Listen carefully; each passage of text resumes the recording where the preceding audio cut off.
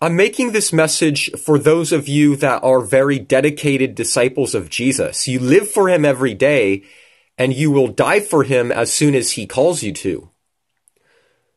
Jesus does not work according to your expectations. Many of us have expectations that we think Jesus has to fulfill.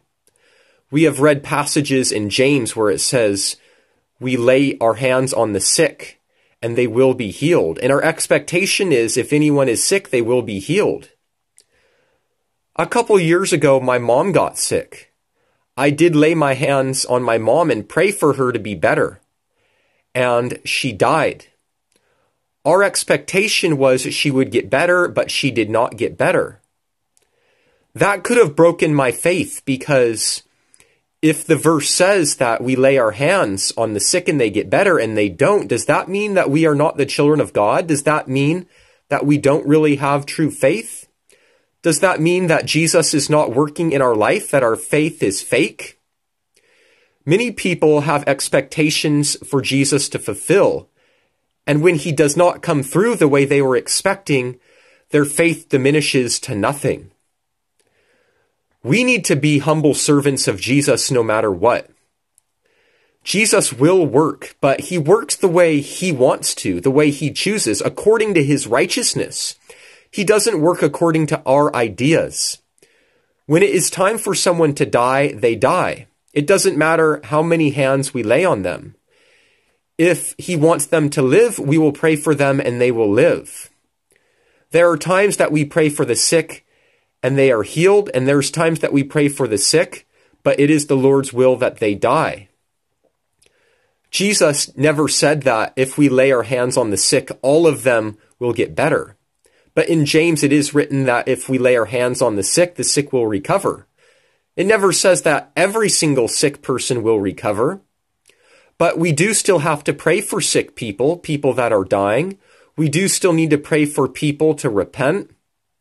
But that doesn't mean every single person we pray for will repent and come to Jesus. We need to let Jesus work in our life the way he chooses for us.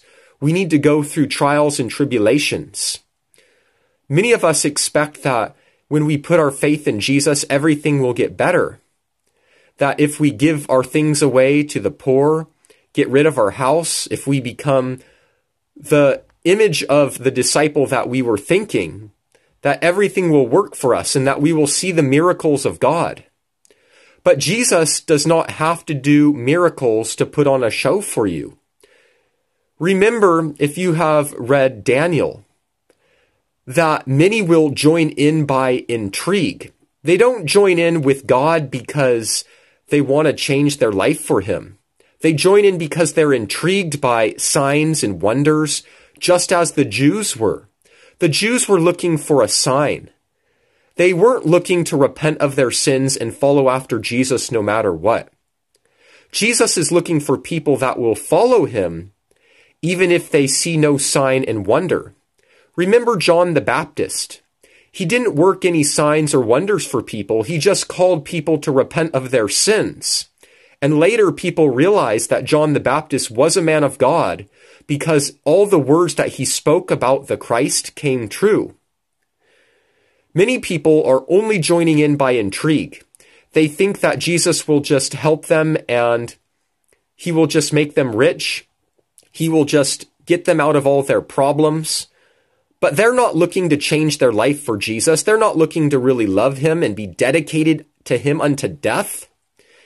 If you're a dedicated disciple, if you have really dedicated your life to Jesus, I encourage you to leave your expectations behind. Let Jesus do his wonders in your life, but humble yourself before him.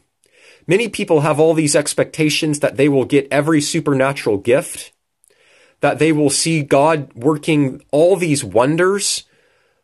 It is true that Jesus works wonders, but we have to be patient to let him work the way he chooses, not the way we expect.